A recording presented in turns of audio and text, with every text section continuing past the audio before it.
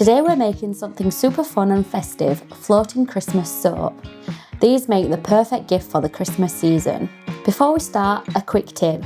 Pre-weigh all your ingredients. This will make the whole process smooth and stress-free.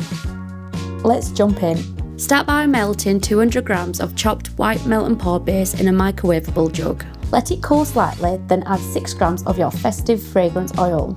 Stir well to make sure that lovely scent is evenly mixed throughout. Now for the fun part, colour. Depending on how many colours you want, you'll need a small bowl for each one.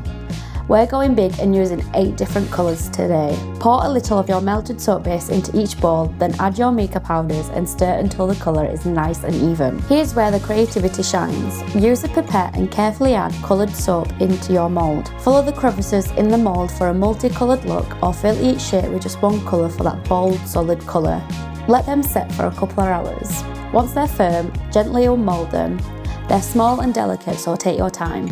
Next, melt 400 grams of clear melt and pour base using the same method as we did before. Once melted, add 12 grams of the same festive fragrance oil to keep the scent consistent. Mix it thoroughly so it blends perfectly. Pour a small layer of your clear base into a clean square mould. Then arrange your colourful Christmas soaps however you like. This is where you can get really creative with your designs. Once you're happy with the layout, slowly pour the rest of the clear soap over the top, filling the mould to the rim. Now let it set overnight until it solidifies. When it's completely set, carefully remove your soap from the mould. And there you have it, beautiful handmade floating Christmas soaps that just look amazing as they smell. They're perfect for gifts, stocking fillers, or just to add a festive touch to your bathroom. If you've enjoyed this tutorial, don't forget to like and subscribe for more easy soap making recipes from the Soap Kitchen.